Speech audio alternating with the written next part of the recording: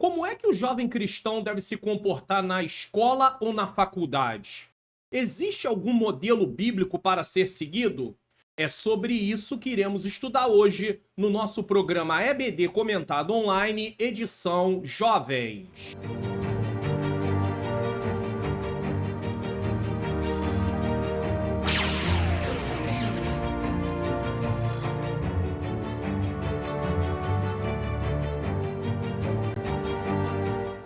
A paz do Senhor, sejam bem-vindos a mais um programa da EBD Comentado Online, edição Jovens. Eu sou o pastor Mário Luna, é com alegria e satisfação que eu recebo você aqui para mais um programa. Se você está chegando pela primeira vez, você é muito bem-vindo, muito bem-vinda. Nesse momento, vamos fazer uma oração.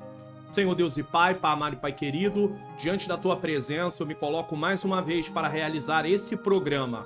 Eu necessito, Senhor querido, que o Senhor possa iluminar a minha mente, para que eu possa, Pai querido, ensinar as verdades de acordo com o que está na Tua palavra. Ilumina a mente daqueles que estão assistindo, para que juntos possamos, Pai querido, entender e praticar a Tua palavra. Eu te rendo graças por esta grande oportunidade de estar aqui. Eu entrego a vida de cada professor, de cada professora, que o Senhor use-os como instrumentos nas Tuas mãos, Senhor, para que outras vidas sejam edificadas, mas que primeiro as nossas vidas sejam edificadas através da Tua palavra. Nos dá um programa edificante, em nome de Jesus. Se inscreva no canal, ative o sininho das notificações, deixe o seu like, faça seu comentário, divulgue o canal para pelo menos mais 3 pessoas.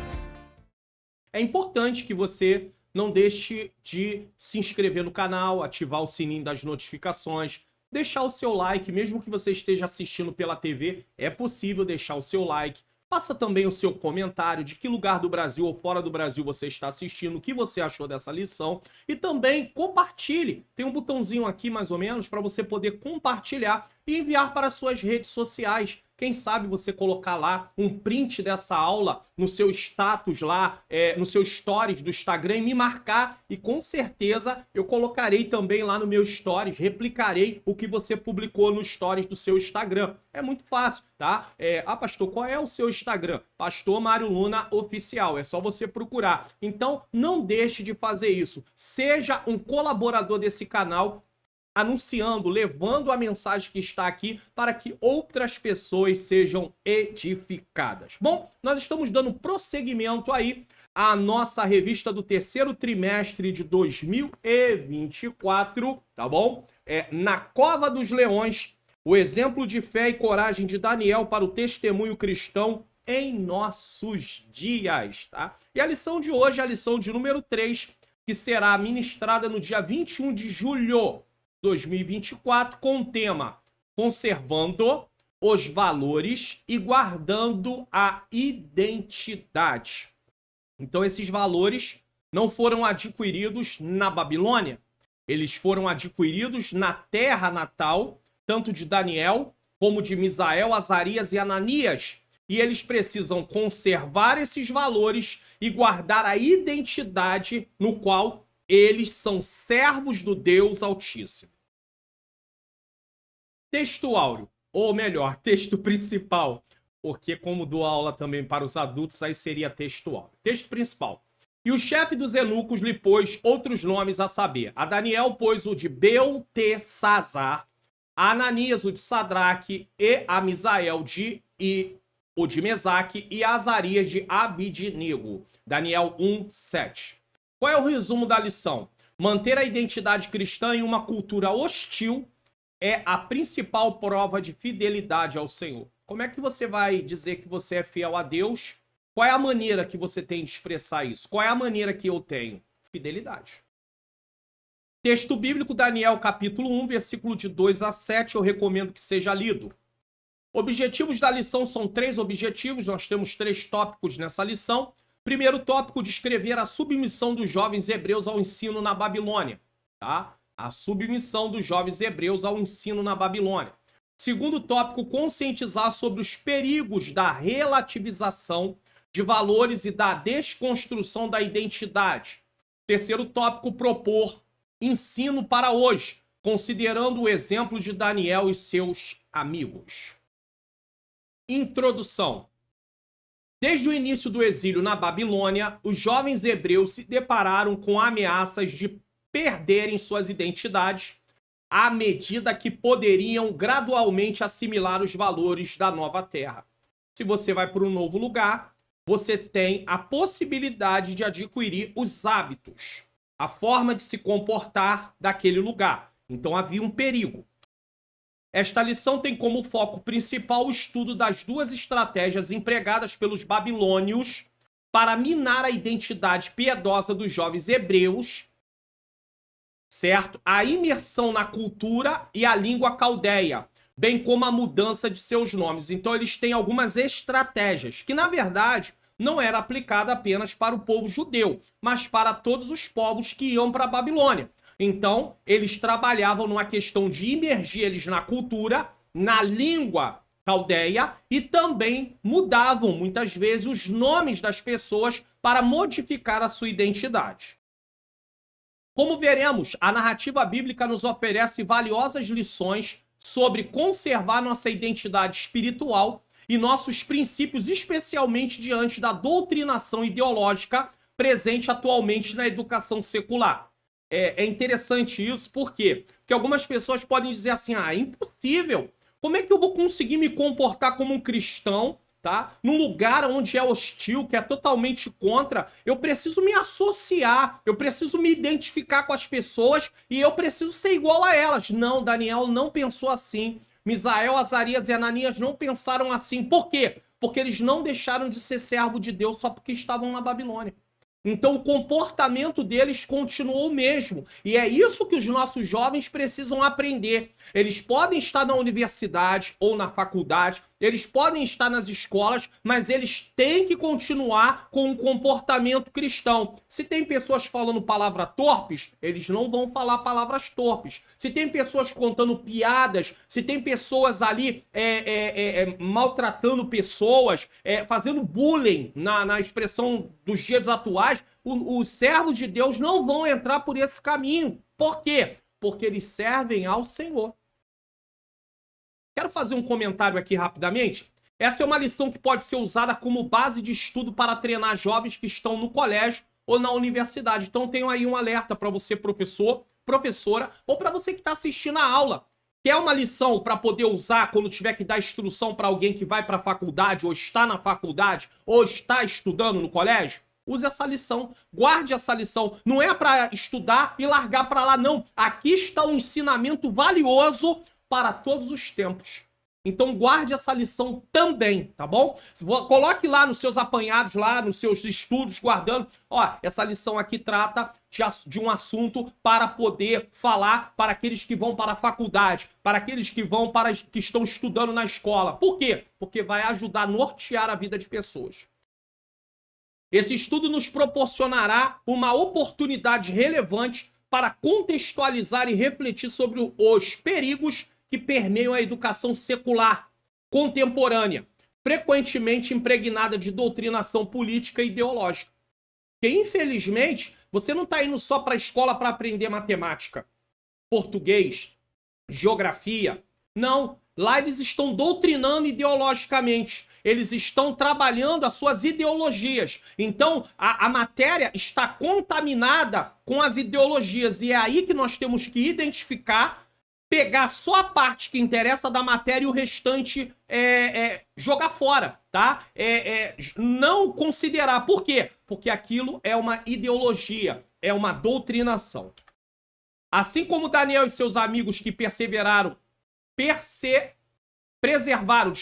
o conhecimento e os valores da cultura de Judá, o jovem cristão pode defender a sua fé e testemunhar de Cristo dentro do ambiente educacional. E como é que você testemunha da sua fé? Se comportando como cristão.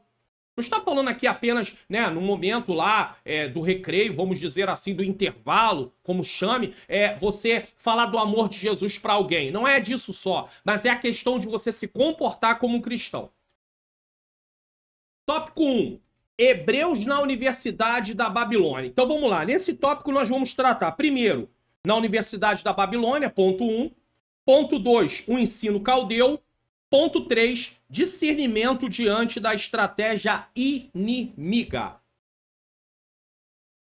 Na Universidade da Babilônia, o rei ordenou a Aspenaz, oficial da corte, que os jovens recém-chegados deveriam ser instruídos sobre a cultura e a língua dos caldeus ao longo de 3 anos. Então havia uma ordem do rei. E ordem de rei é para ser cumprida. Nós servimos o rei dos reis, o senhor dos senhores, e muitas das vezes não queremos cumprir o que o Senhor estabeleceu. Mas aqui, ou eles cumprem, ou eles morrem. Esse processo chama-se aculturação. Esse processo de instruir na cultura e na língua dos caldeus chama-se aculturação. Ou seja, arranca-se a cultura deles e coloca a cultura local. Não era mera generosidade. Esse método fazia parte da estratégia de Nabucodonosor de incorporar os povos conquistados ao serviço real. Então o que Nabucodonosor fazia? Ele ia nos lugares, ele atacava os lugares, ele vencia aqueles povos e ele escolhia os melhores que lá estavam e trazia para o reino. E ali treinava para ser útil no reino dele. Ele tinha uma estratégia muito interessante. Concluído o curso de imersão, eles também teriam um emprego garantido se aprovados no teste final. Ou seja, eles iam trabalhar na corte real. Então eles precisavam passar por um treinamento. E esse treinamento durava 3 anos. E é por isso que tem aqui uma comparação com a universidade, com a faculdade. Isso parecia uma grande oportunidade para Daniel e seus amigos crescerem acadêmica e profissionalmente no novo mundo. Ou seja, eles estavam tendo ali uma oportunidade para poderem se desenvolver. Era uma oportunidade? Era, mas tinha muitos perigos. E a mesma coisa acontece nos nossos dias. Os jovens têm oportunidade, ou não sendo jovens também, que vão enfrentar uma faculdade, de crescer, de aprender para poder se posicionar no mercado de trabalho futuramente. Porém, existem muitos perigos e eles precisam estar atentos, porque é como se estivesse pisando num terreno minado. Então eles têm que identificar aquele perigo. E como é que você identifica esse perigo? Através da palavra de Deus. Meditar, estudar, conhecer a palavra de Deus para identificar. Isso é certo, isso é errado. Isso eu não devo fazer. Após terem sido selecionados pelo vestibular, é uma maneira de falar, babilônico, demonstrando conhecimento suficiente, os 4 jovens estavam sendo matriculados na Universidade da Babilônia, onde seriam treinados na nova cultura e nos seus costumes. Você lembra que eles passaram por um momento no qual eles foram alimentados ali das iguarias, e vamos tratar disso na próxima lição, tá? Estariam ali sendo alimentados das iguarias durante um tempo para ver como eles estariam e assim entrariam naquele programa. Então, esses jovens, e aí eles chamam esse treinamento de vestibular. E depois eles entram no programa de 3 anos e aí sim, eles estão ali como uma comparação na Universidade da Babilônia. Segundo os padrões da época, o programa de estudos era abrangente, envolvendo todas as letras e sabedoria, tá no versículo 17. Teriam aulas de matemática, ciência, astronomia, navegação, política, história também, geografia e provavelmente religião. Então tudo isso fazia parte do currículo do estudo deles, da grade curricular dentro da Universidade da Babilônia. Só que junto das matérias tinha as ideologias, tinha os pensamentos deles, e eles tinham que ter muito cuidado com isso. Muitos jovens saem de suas cidades e até de seus países para cursar na universidade. Isso é fato. Nesses lugares, frequentemente, encontram ambientes contrários à fé cristã. Às vezes eles vão para lugares, e aí chama aquele lugar de colônia, né? E ficam ali, aonde tem vários jovens que alugam, né? Eles juntam e aí alugam um imóvel e fica ali naquele lugar, só que estão numa terra distante, convivendo com pessoas que às vezes não servem a Deus, que nem sempre ele vai conseguir estar morando com alguém que serve a Deus, para quem viaja, para fazer intercâmbio e tudo. Então o que que acontece? Há uma grande chance de se contaminar.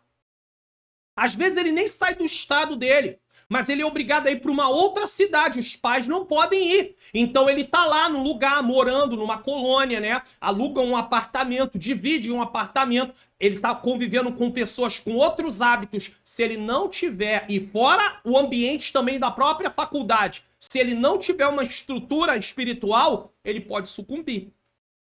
Longe de seus lares, em contato com colegas e professores que não servem a Deus, esses jovens precisam de uma fé sólida para não se renderem aos costumes, doutrinas e ideologias que desafiam seus princípios.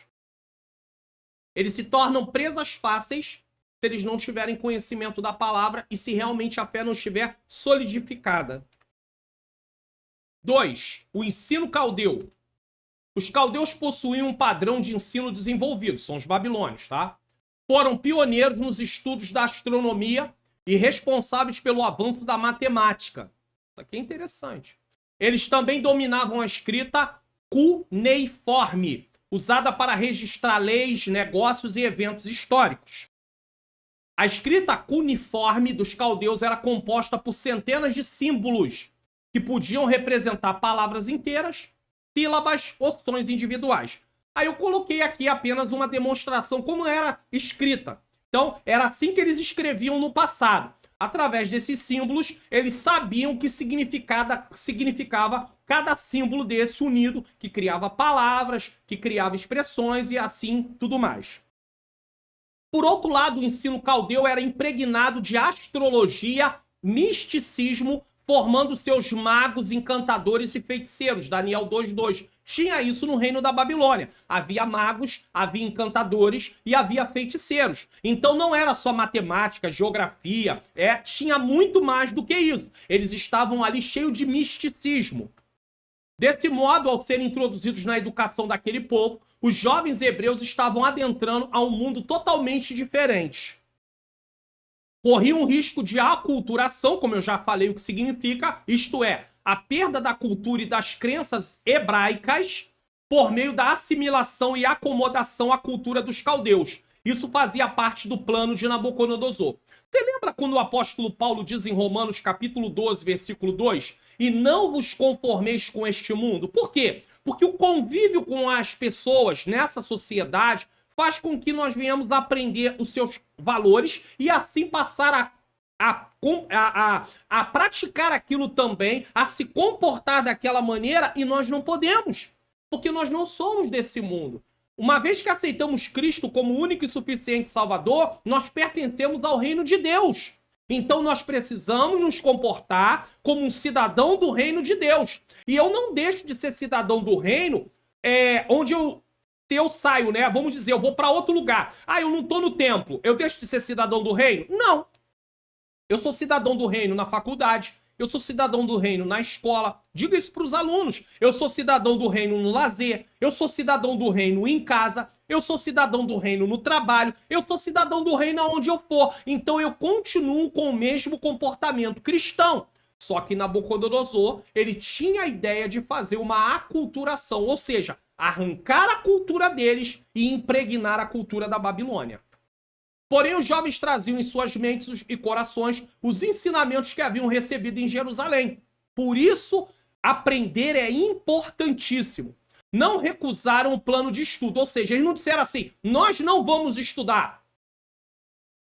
Quer dizer, só porque na faculdade tem perigos, os jovens vão deixar de cursar a faculdade, como às vezes é aconselhado em alguns lugares? Em raras exceções, pode até ser que algum jovem realmente não tenha a menor condição de enfrentar uma faculdade, porque ele está com a sua vida totalmente abalada, e pode acontecer, pode até ser, mas essa não é uma recomendação geral de deixar o jovem deixar de ir para a faculdade, ou seja, não recusar o plano de estudos, pois estavam preparados em termos espirituais, morais e no conhecimento das escrituras para rejeitarem a doutrinação babilônica. E o que é rejeitar a doutrinação? É interromper o professor toda hora e dizer isso não é bíblico? Não, claro que não, né, meus irmãos? Rejeitar tá sendo ensinado e ele sabe, isso aqui não serve. E ele joga fora. Ele descarta. Ele não assimila. Ele não dá nenhuma atenção àquilo no sentido de colocar em prática. Ele não recebe aquilo como verdade. Ele sabe que aquilo é um engano. Mas como é que ele vai saber? Se ele tiver a palavra de Deus na sua vida, se ele estiver estudando a palavra, se ele estiver meditando na palavra. Então, ele não rejeita o plano de estudo, mas ele rejeita as ideologias que estão impregnadas no plano de estudo. Aqui percebemos a importância do ensino e da prática da palavra de Deus. Eles não rejeitaram ser ensinados, mas rejeitaram em seus corações tudo aquilo que fosse contrário às Escrituras. Nesse caso, a palavra de Deus servia como filtro para saber o que poderia ou não ser absorvido. Nossos jovens estão preparados para enfrentar esses desafios? Se não estão, tem que ser. A igreja precisa preparar. A igreja precisa fazer trabalhos de uma forma que treine os jovens para enfrentar a universidade, para poder... Por isso que é preciso fazer palestras, simpósios, encontros, fóruns com os jovens para eles tirarem as dúvidas em relação ao assunto universidade, faculdade, para que eles possam aprender e saber se defender. Mas não se preocupa, aí eles vão para a universidade, lá sua fé acaba, e aí alguém condena e fala, não pode ir para a universidade porque lá mata a fé. Viver nesse mundo mata a fé, sabia disso? Só de viver nesse mundo já mata a nossa fé, se nós não tivermos uma vida com Deus. Então essa não é uma desculpa, porque amanhã essas pessoas têm que trabalhar, ela vai estar em contato com pessoas que não servem a Deus. Vai fazer o quê? Vai se isolar? Vai se isolar? Ah, não, mas eles são jovens e ainda não sabem como se defender. Treina eles. Daniel foi treinado. Misael, Azarias e Ananias foram treinados. Os judeus começam ali a serem treinados muito cedo. Ali aos 12 anos eles já são considerados dentro de uma idade que tem o treinamento. Às vezes começa até aos 8 anos. Então é importante saber disso. Agora, às vezes, os jovens não são treinados. É verdade. Às vezes não aceitaram Jesus numa idade como essa. Aceitaram Jesus com 15, com 16. Mas começa o treinamento agora na palavra de Deus. Eles precisam ser muito bem discipulados. E quando eu falo de discipulado aqui, eu não estou falando do discipulado de integração, quando alguém aceita Jesus só. Eu estou falando do discipulado da vida cristã, do dia a dia. Todos nós somos discípulos de Jesus, independente da idade, independente do tempo de igreja e independente do cargo que nós temos dentro da obra de Deus. 3. Discernimento diante da estratégia inimiga. Eles tiveram discernimento. Nabucodonosor era um conquistador violento, mas não era bárbaro em termos de conhecimento. Ou seja, ele era violento, mas ele prezava pelo conhecimento. Isso aqui é uma coisa também interessante. Ele era cruel, mas ele prezava pelo conhecimento. Ele tinha consciência da importância da formação cultural como estratégia velada de reeducação. A aculturação é uma reeducação. E ressignificação das ideias na mente dos exilados, especialmente dos jovens. Então, ele focava nos jovens. Por quê? Porque o jovem tem uma mente fresca. O jovem tem menos ensinamento. Então, ele tem ali como se fosse uma folha branca para poder passar toda a instrução. Isso é uma coisa que nós devemos perceber. Se você ensina os jovens de forma correta, intensifica o ensino, eles vão aprender, eles absorvem com muito mais facilidade. A mente deles tem muito mais facilidade para absorver. Quantas coisas eu vivo na vida cristã hoje que eu absorvi quando eu estava logo no início da minha caminhada. Logo no início da caminhada. Então isso mudou a minha vida. Isso transformou a minha vida. Quantos versículos eu decorei naquela época que estão até hoje comigo? Foi muito mais fácil decorar naquela época do que nos dias de hoje. E eu não estou dizendo que vida cristã é apenas decorar versículo. É decorar e viver. Mas o que eu quero dizer é que é muito mais fácil a assimilação. Você quer ensinar, por exemplo, é muito mais fácil uma criança começar a aprender inglês do que uma pessoa de 50 anos. É muito mais fácil. É muito mais fácil treinar um jovem dentro da visão daquele lugar, quando ele ainda não tem uma visão estabelecida, do que tentar tirar de alguém algo que já tem e colocar outra coisa no lugar. É muito mais fácil. Então Nabucodonosor focava muito mais nos jovens. Mas esses jovens eram diferentes. Eles estavam cheios de Deus. Afinal, o inimigo é astuto e procura trabalhar na mentalidade das pessoas desde a tênue idade, sem usar métodos violentos, mas pedagógicos. Hoje as pessoas estão sendo doutrinadas sem violência. Você não é, aqui no nosso país não é obrigado, mas eles vão aos poucos ensinando. Esse ensino ideológico está nas mídias, na TV, na internet, nas programações que a gente assiste, e nós precisamos identificar isso. E como é que eu identifico? Conhecendo a palavra de Deus. Esse mesmo modo de operação se repete hoje, quando os inimigos de Deus tentam deturpar os valores das crianças, adolescentes e jovens. E é isso que está acontecendo. Nossos jovens, nossas crianças, nossos adolescentes estão sendo atacados. Eles estão doutrinando eles. E a igreja precisa se posicionar com um programa que vá ao contrário disso.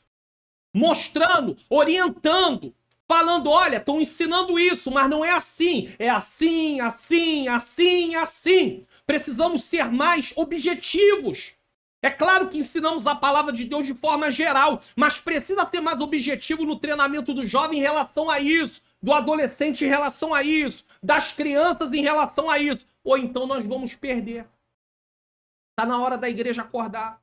Está na hora da igreja se preparar para as estratégias da atualidade. Estratégias que não haviam no passado, estão havendo hoje. Então a igreja tem que reagir a isso. A igreja tem que se preparar para combater. Então ela prepara homens, mulheres, pessoas, né, adultos principalmente, para poder saber o que acontece e depois eles vão lá treinar os jovens. E é por isso que está sendo. Às vezes tem na classe de jovens um jovem também ensinando, mas é um jovem mais experiente que precisa também ser treinado. Tudo isso é muito importante.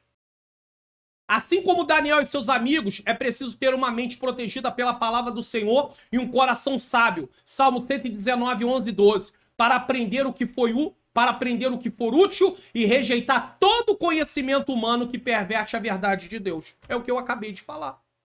Vamos comentar aqui? A universidade pode ser comparada a um campo de batalha, mas isso não significa que deva ser evitada, já falei. Como cristão, devemos nos preparar para enfrentar esse combate e, como o apóstolo Paulo poder dizer, ao final da graduação, que combatemos o bom combate e guardamos a fé, ou seja, não saiu de lá desviado. Existem boas razões para o cristão frequentar a faculdade e não há por que temer esse desafio. O servo do Senhor deve enfrentar as pelejas e não fugir delas. Ah, eu não vou para a faculdade. Não, por que não vai para a faculdade? Vamos treinar nossos jovens para eles enfrentarem. Vamos, inclusive, incentivar eles a se formarem. Depois se reclama que tem muita coisa na sociedade que é injusta, mas cadê os justos, né, em posições estratégicas? Cadê? Onde que tá? Aonde que tá?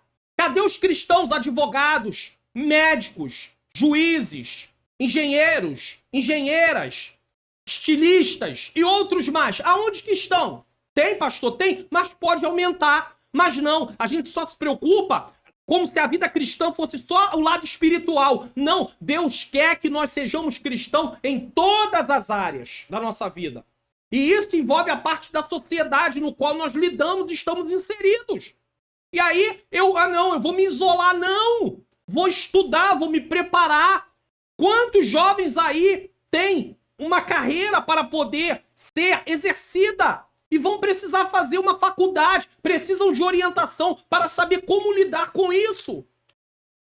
No entanto, é crucial ter um preparo prévio. Ser preparado antes, não lá, antes.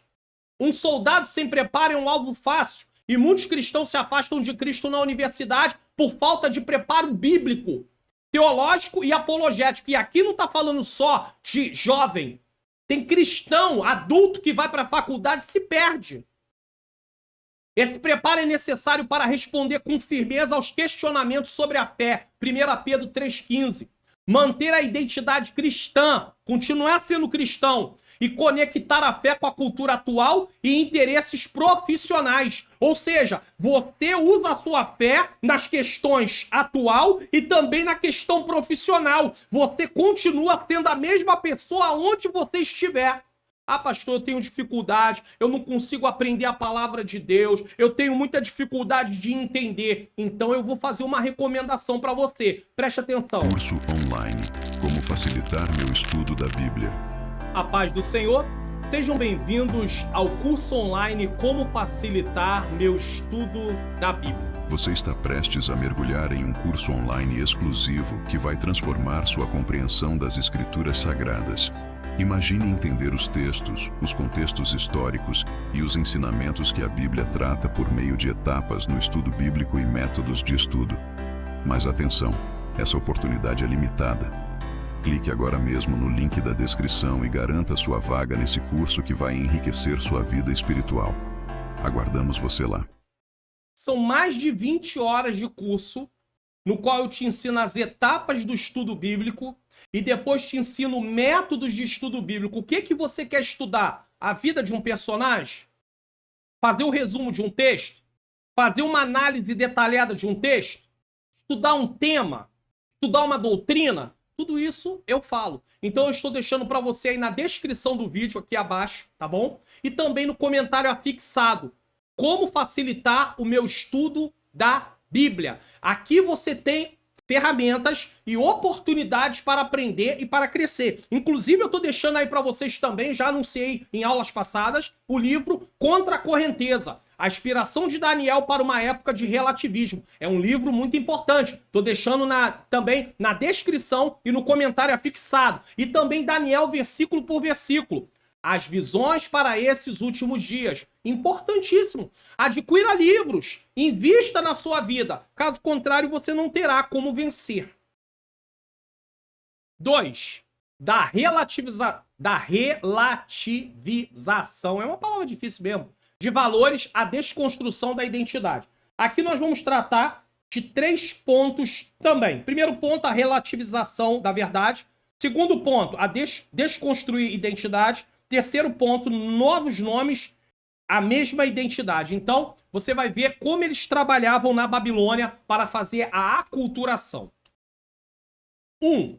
A relativização da verdade. Como assimilassem o padrão moral da religião dos caldeus, caso assimilassem o padrão moral da religião dos caldeus, os jovens hebreus estavam a aceitar a relativização da verdade. Ou seja, se eles pegam aquele padrão, eles não tinham mais uma verdade absoluta como é a palavra de Deus. A verdade agora era relativa. Afinal, o relativismo pode se propagar tanto pela imposição, obrigar a pessoa a aceitar, quanto pela destruição sutil dos referenciais éticos na cultura. Vamos para um exemplo? Não existe essa questão de nascer macho e fêmea. Você escolhe, que é o que está sendo propagado aí, você escolhe quem você quer ser. A família não é constituída de um homem, o casamento não é constituído de um homem e de uma mulher. Pode ser constituído de quem quiser. Só que isso é relativismo. Isso não é verdade absoluta. A Bíblia não ensina isso. Nos dias atuais, a primeira forma ocorre quando se procura legalizar concepções politicamente corretas pela proibição de discursos, limitação do acesso à informação e outros mecanismos que restringem a liberdade de crença e de expressão. Lembra que foi dito aqui, ó? Preste atenção. Afinal, o relativismo pode se propagar tanto pela imposição. Então ele dá o primeiro exemplo de imposição. Legalizar concepções politicamente corretas pela proibição de discurso. Você é proibido de falar determinadas coisas em nome da sua fé. Limitação do acesso à informação. Ou seja, começam a derrubar canais que falam da verdade e deixam só aquilo que fala da mentira. E outros mecanismos que restringem a liberdade de crença e de expressão. Então você não pode falar o que você pensa, você não pode falar o que a Bíblia diz. Então isso é por imposição. Por essa razão, em muitos lugares do mundo, cristãos enfrentam resistência na pregação do evangelho. Existe um lugar que se o cristão demonstrar sua fé, propagar sua fé, ele é preso. Ele é martirizado, às vezes, ele é até morto. Ele é torturado. Em diversos países, a defesa de convicções e valores morais que decorrem diretamente da fé é considerado crime. Então, ser cristão em alguns lugares do mundo é crime. É crime. E, inclusive, eles incentivam que outras pessoas que não servem a Deus, se descobrirem que há um cristão e denunciarem, ganha até prêmio. Então o cristão, ele vira uma caça. Ele é caçado. E aí vem o que Jesus diz. Aquele que quiser ser meu discípulo, negue-se a si mesmo, tome a sua cruz. Tomar a cruz, cruz era símbolo de vergonha. Cruz aponta para sofrimentos por causa de Cristo. Então passa a ser perseguido porque é cristão. O relativismo, por mais antagônico que seja, não tolera a defesa de qualquer absoluto. Ou seja, apesar do relativismo ser uma coisa que não tem verdade, ele não tolera verdade absoluta. Nem mesmo na esfera da religião. Na presente era, ou seja, no atual momento, tudo se dilui e é adaptável. Segundo os sociólogos, essa época pode ser chamada de modernidade líquida. Ou seja, não há verdade absoluta. Uma hora é de um jeito, outra hora é de outro. A palavra de Deus continua sendo a mesma. O que era pecado antes continua sendo pecado agora e vai continuar sendo pecado até o final. 2. Desconstruir identidades. Era o projeto. A segunda forma de disseminação do relativismo é sutil. A primeira é por imposição. Nós já tratamos no primeiro ponto. Agora não. Agora é de uma forma que não se percebe. Tá na programação, tá na internet, tá nas séries, tá em filmes. Ela se dá pela desconstrução dos referenciais que levam à perda da identidade. O que é identidade? É aquilo que define e dá significado às nossas vidas. Cada um tem sua identidade. Aqui eu não estou falando do número. Eu estou falando da pessoa. Cada um tem sua forma de ser. Não existe ninguém igual a ninguém. Nos mínimos detalhes, não existe. Pode ter coisas que se parecem, mas igual, idêntico, não existe. Então nós temos uma identidade e eles tentam desconstruir. Então por trás disso há um plano maligno. Nós cristãos, por exemplo, temos uma identidade bíblica que expressa a nossa origem, crenças essenciais e a ética que professamos. Isso nos caracteriza e nos distingue. Ele é cristão, ela é cristã.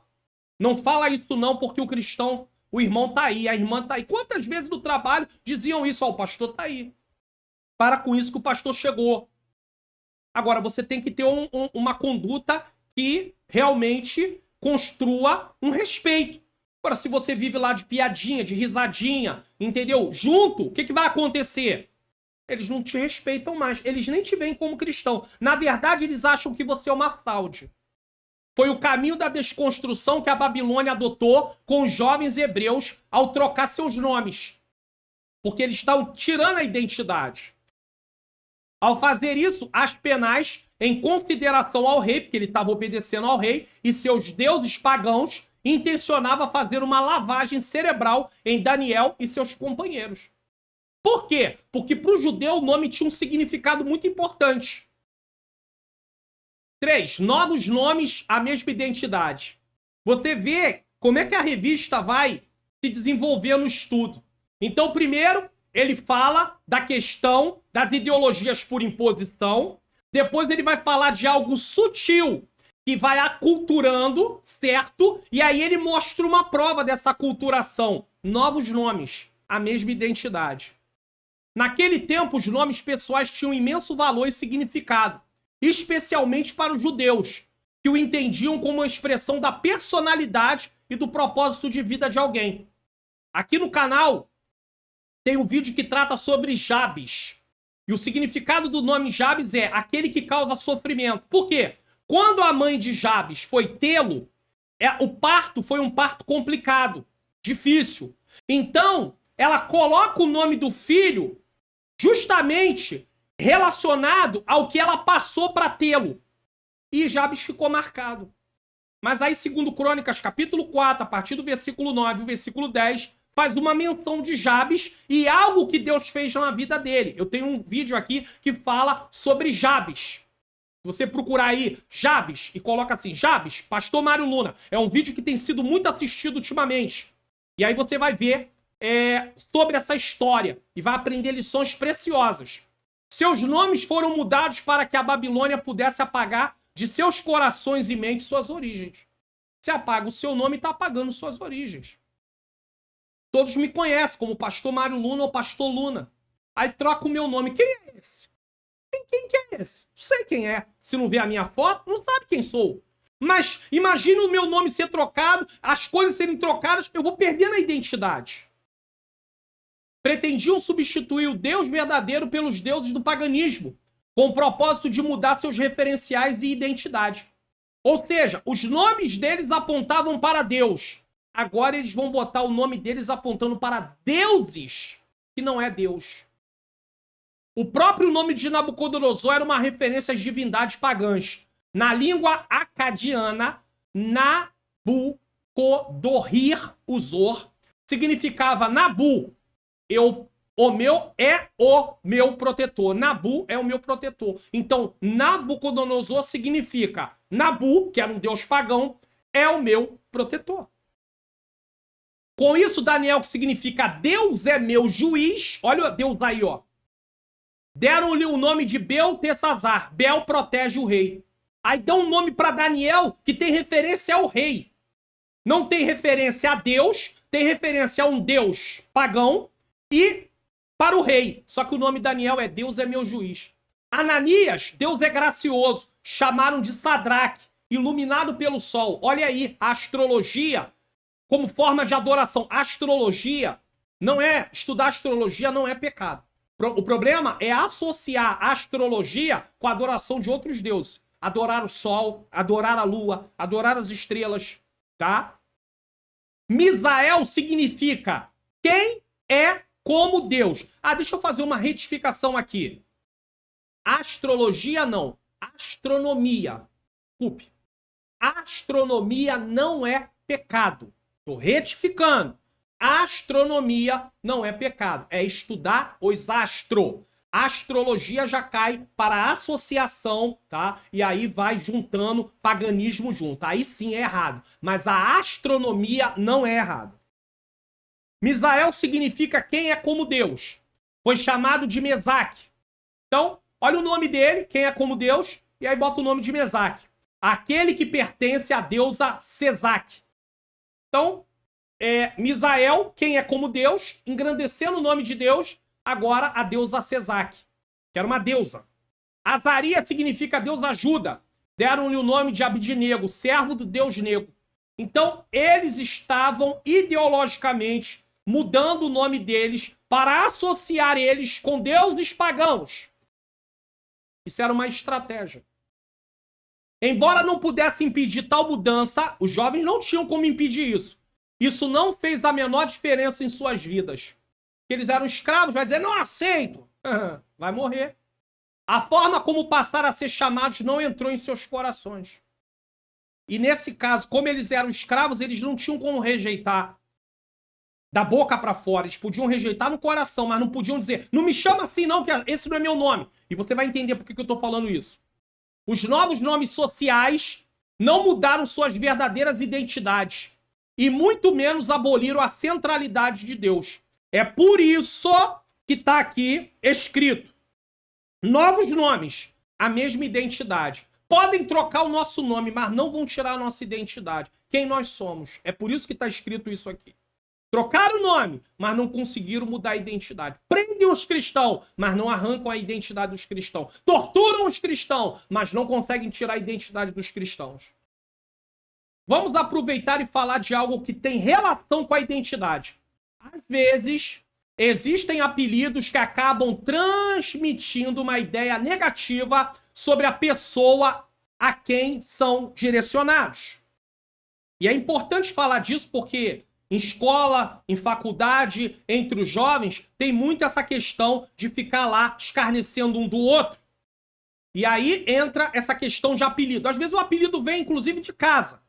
Só que os pais, às vezes, não prestam atenção no que apelidaram seus filhos ou algum colega apelidou. O nome da pessoa é esquecido e substituído por esses apelidos pejorativos.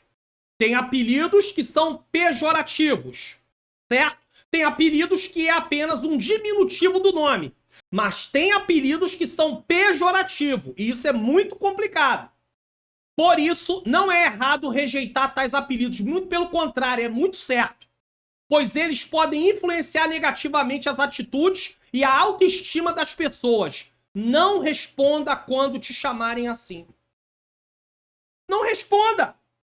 Ah, pastor, me dá um exemplo aí. Vou dar na aula. Vamos lá. Por exemplo, em nossos dias termos como cabeção, 4 olhos, que usa óculos, gordinho.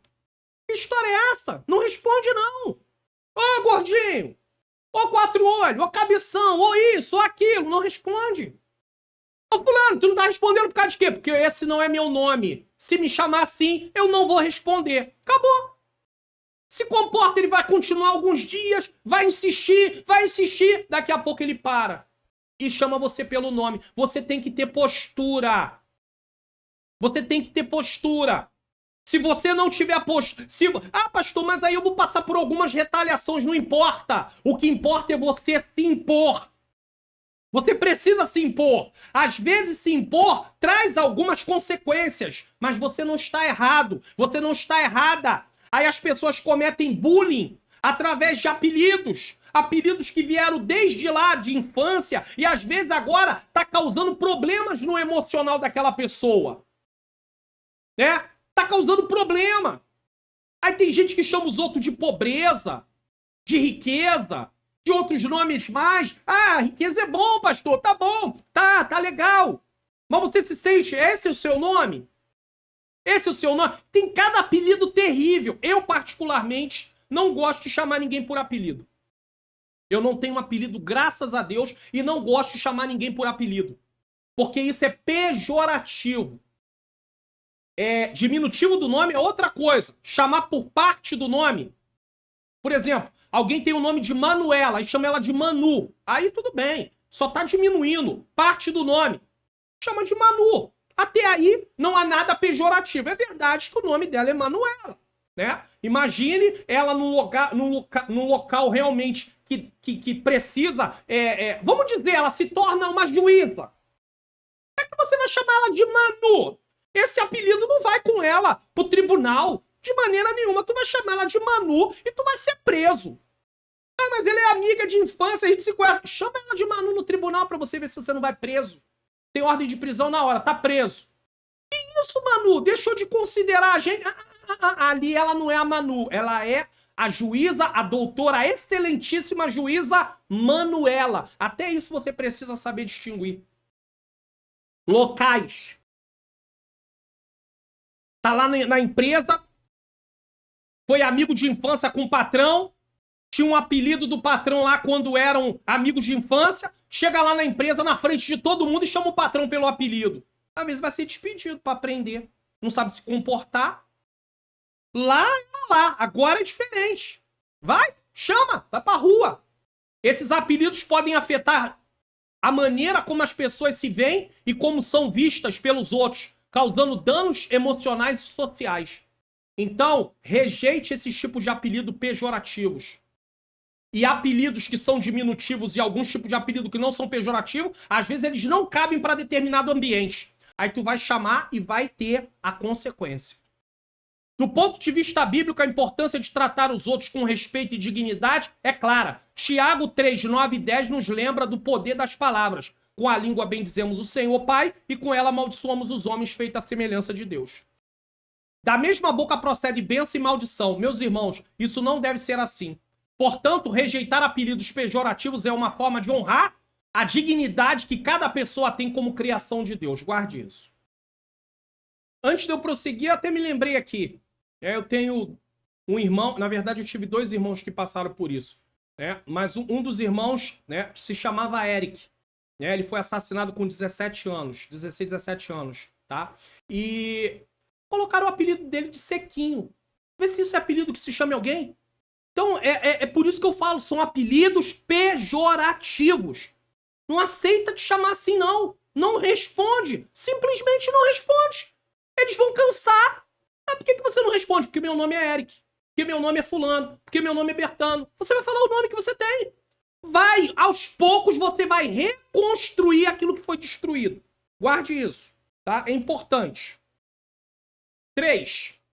Vamos tratar de fidelidade nas escolas e universidades, retendo o que é bom e mantendo a identidade em tempos modernos. Vamos lá? Fidelidade nas escolas e universidades. O fato dos jovens hebreus terem passado pela faculdade babilônica e saído de lá formados e aprovados com louvor, mantendo a integridade e a fidelidade ao Senhor, tem muito a nos inspirar hoje. Eles saem aprovados. Eles são aprovados na faculdade, mas eles também continuam aprovados na presença de Deus. Sobretudo, eles souberam proteger seus valores contra o ensino da época. Atualmente, a educação secular encontra-se igualmente carregada de ideologias nocivas, que procuram suplantar a educação clássica e os valores cristãos. O que é educação clássica? É ensinar matemática só, ensinar geografia só, ensinar só português, ensinar só a matéria. Não, eles ensinam a matéria carregada de ideologias e também tenta suplantar os valores cristãos. Valendo-se de pensadores socialistas, marxistas, agnósticos, ateus, alinhados a ideologias anticristãs, muitos professores fazem uso de um ensino relativista. Aí nós cristãos temos certa culpa nisso. Cadê os professores cristãos? Não havia incentivo há uns anos atrás para as pessoas estudarem, para fazerem faculdade. Nós, principalmente pentecostais, demoramos muitos anos para acordar para isso. Muitos anos. Se ensinava, não vem para a igreja. Vem buscar a Deus só. E não dava nenhuma ênfase de incentivo para os nossos jovens, para as pessoas fazerem uma faculdade. Aí tá cheio de... Aí os professores, essas pessoas que defendem ideologias pensaram, como é que a gente pode mudar a sociedade? Vamos atacar onde? Vamos fazer com que? Pressão? Não funciona. Então vamos trabalhar dentro de ideologias no ensino. Aí vamos fazer. Aí você vê um monte de gente querendo fazer faculdade para ser professor. Aí quando você chega lá, vê o que ele está ensinando. Ideologias. Então eles estão minando com as suas ideologias. Cadê os professores cristãos? Quase não tem. São poucos. Em relação a eles, são muito poucos. Está na hora de acordarmos. E como ainda não há professores cristãos e não acordamos ainda para isso e precisamos acordar, então temos que ter uma fé robusta para rejeitar. Muitos centros educacionais são locais hostis aos cristãos, em virtude do ambiente e do conteúdo ensinado. Não raros crentes são pressionados a abandonar suas crenças, chamadas de ultrapassadas, aceitar a ciência, que não é uma verdadeira ciência, mas é um cientificismo, ou seja, é algo que está contaminado de ideologias e que não pode ser provado, porque a ciência verdadeira, ela é algo que não vai contra a fé cristã, e deixar as coisas da fé para trás, ou confiná-la ao ambiente privado, ou seja, vai ser cristão na tua casa. Isso decorre do secularismo, mundanismo. O exemplo de Daniel e seus amigos nos mostra que é possível enfrentar esse ambiente estando previamente preparados para responder sobre a razão da nossa esperança. 1 Pedro 3,15. 2. Retendo o que é bom. Nem tudo aquilo que os jovens hebreus aprenderam era negativo e ofensivo à fé de Jeová. É o que eu disse. Quando é matemática pura, quando é português puro, quando é geografia pura, quando é ciência, aí não tem problema. Durante os 3 anos de estudo, como vimos, eles foram instruídos em diversas áreas do conhecimento humano. Grande parte desse conteúdo era importante, pois lhe proporcionava habilidades e competências intelectuais. Para quê?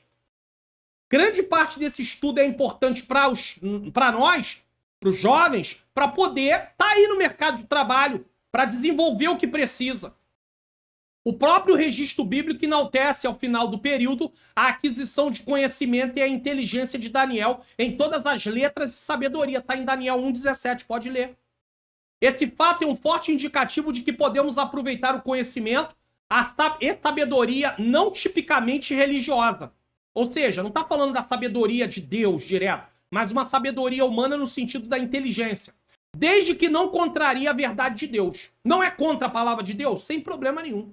Daniel não demonizou, que é uma coisa que muitas vezes, muitos fazem isso hoje ainda. Demonizou toda a cultura da Babilônia e o ensino dos caldeus. Tem gente que demonizava o estudo na faculdade. Demonizava diversas profissões.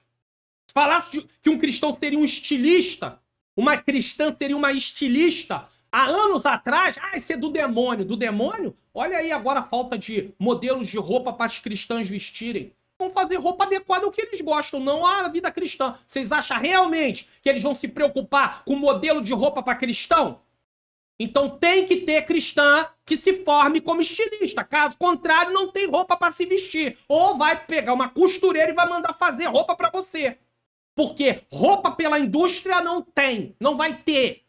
Guarde isso, vai ser uma minoria.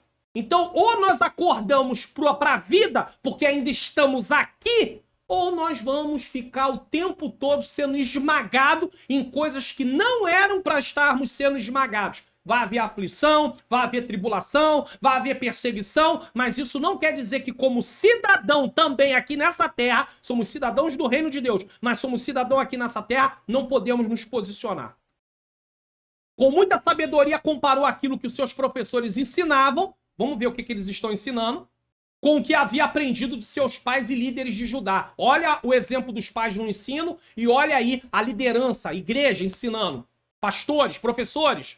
Ele usou um filtro para aproveitar o que era bom e rejeitar o que era nocivo. 1 Tessalonicenses 1, 21. Examinai tudo, retei o que é bom. De idêntica maneira, o jovem cristão pode e deve valorizar o estudo secular, ou seja, a faculdade. Isso quer dizer, o estudo é secular. Só que você não está na vida secular, porque a sua vida é cristã. Na escola, na faculdade, no lazer, em casa, você continua sendo cristão. O estudo pode até ser considerado secular, mas você não tem vida secular. Pois além de proporcionar conhecimento, serve para a formação profissional e para o mercado de trabalho. Área na qual o crente pode ser usado por Deus a fazer a diferença. Pode não, ele deve ser usado por Deus para fazer a diferença nessas áreas. Como é? Tem que ter pessoas em várias partes da sociedade, áreas da sociedade. Quer dizer que eu vou ser cristão só no templo? Como é que as pessoas vão querer Jesus se eu estiver só no templo? Então vai estar lá no fórum, vai estar no hospital, vai estar em outros lugares também. O segredo é submeter tudo ao crivo das Sagradas Escrituras. 2 Coríntios 10:5, Atos 17:11, como os crentes de Bereia conferiam tudo para ver se batia ou não batia. Então é um segredo. Coloque esse segredo em prática. 3. Mantendo a identidade em tempos pós-modernos. Tal como fez as penais, o mundo procura meios de mudar a identidade do cristão. Isso aí, todo momento. Em tempos pós-modernos, onde falta firmeza e consistência moral e espiritual, existe uma estratégia diabólica de perda de sentido e significado. Por que falta consistência? Você vai perguntar para determinados crentes sobre determinados assuntos, a maioria diz assim, isso não tem nada a ver. Isso tem nada a ver. Aí a Bíblia está lá e diz, tem tudo a ver, mas ele não estuda a Bíblia, aí ele diz que não tem nada a ver. Pessoas em busca de aceitação e aprovação negociam seus valores. E os jovens têm essa questão, essa dificuldade. Eles querem ser aceitos pelo grupo. Então eles acabam adotando o modelo de vida daquelas pessoas para ser aceito. Não! Não! Eu quero ser aceito por Deus. Isso precisa ser ensinado para os nossos jovens. Porém, Daniel e seus amigos não fizeram isso. E foram bem-sucedidos priorizando as verdades de Deus. Deus abençoou a vida deles porque eles honraram a Deus.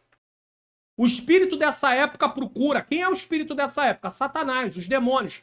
Seduzir os crentes da desnecessidade de uma identidade própria dada por Deus, tratando isso como algo ultrapassado. Está sendo colocado na cabeça de muitos cristãos. Tá no trabalho, não precisa ter uma vida de obediência a Deus aqui não. Não, aqui não. Faculdade não, aqui não. Na escola não. Aí Jesus volta e você tá na faculdade, tá no trabalho. Você não diz que no trabalho não precisa ser cristão? Precisa se comportar como cristão? Ser cristão não é só dizer que é, não. Precisa se comportar como tal, aonde você estiver. O mundo fala em abrir a mente, flexibilizar as convicções e desconstruir as tradições arcaicas. Sabe o que é isso? Relativismo. Eles arrancam a verdade absoluta para poder trazer isso aqui.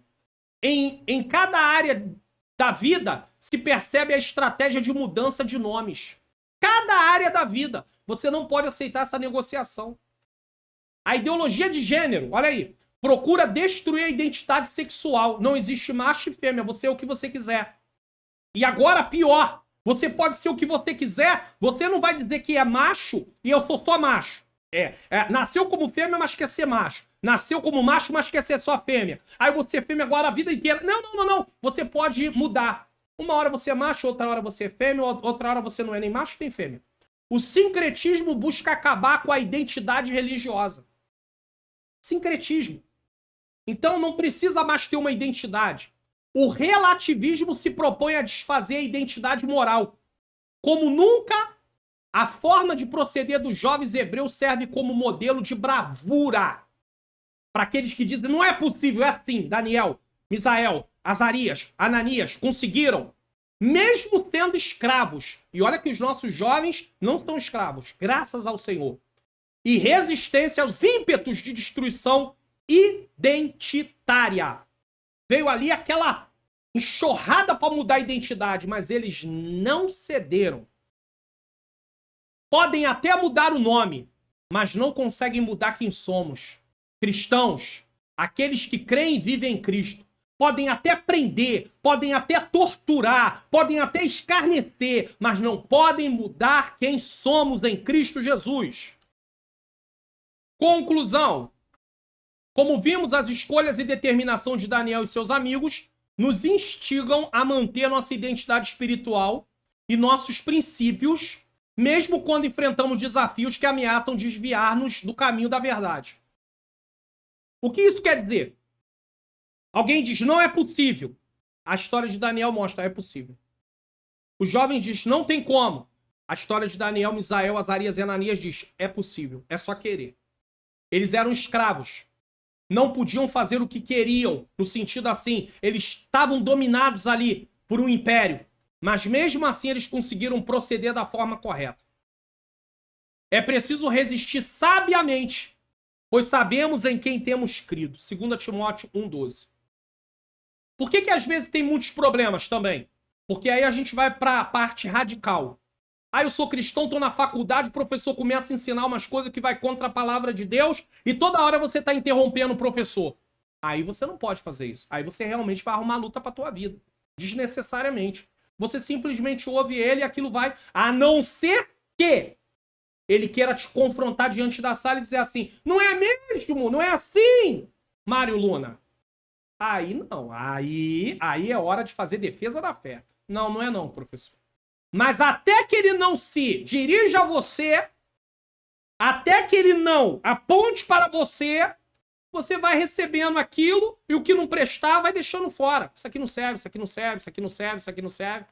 Quando chegar lá fora, o que o professor ensinou? Você só vai falar o que ele ensinou daquilo que realmente serviu. O que não serviu, você jogou tudo fora. Vamos conferir o que iremos estudar na próxima lição? Uma firme decisão de não se contaminar. Tá aí, ó. Tá dando sequência ao ensino. Lição 4, 28 de julho de 2024.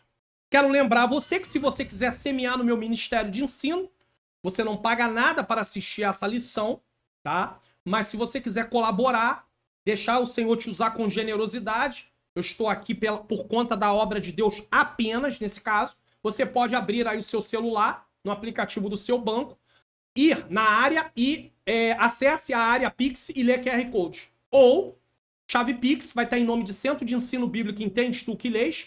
Verifique se realmente vai estar pessoa jurídica. Você vai poder contribuir com o meu Ministério de Ensino. Pastor, eu não posso. Então faz o seguinte. Ore por mim, pela minha menina princesa, que é minha esposa, Ângela Manhãs Luna. Filhos, netos, família, nós precisamos muito de oração, pois nós estamos empenhados nesta grande obra. Lembrando a você, mais uma vez, que eu estou deixando na descrição Daniel, versículo por versículo, e também Contra a Correnteza. 2 livros. Às vezes você não sabe o que comprar para poder aprender melhor. Então tá aí 2 recomendações. E eu quero também lembrar você sobre os slides da EBD Comentado Online. Sabe esses slides que você viu aí, aqui durante a aula, o tempo todo? Você pode usar isso nas suas aulas. O link vai estar na descrição. Mas não tem só os slides, não. Tem o e-book digital, o Perdão Entre Casais. Tá? É importantíssimo esse e-book para você poder entender. Não é perdão só com casal, é perdão entre pessoas. Olha só, preste atenção nesse aviso aqui para você poder entender o que se trata isso aqui, ó. E-book em PDF. O perdão entre casais. Descubra o poder transformador do perdão nos relacionamentos. Esse é um produto digital, não é um livreto impresso. Você acha que o perdão é uma opção? Descubra neste incrível e-book por que perdoar não é apenas uma escolha, mas um mandamento de Deus e ao mesmo tempo essencial para a saúde dos relacionamentos. Ele é altamente recomendado para casais e para todos aqueles que desejam aprender sobre o ato de perdoar. Com uma linguagem clara e cativante, o pastor Mário Luna aborda diversos pontos essenciais para a construção de relacionamentos saudáveis. Mas atenção, essa oportunidade é única. Adquira agora mesmo seu exemplar clicando no link na descrição.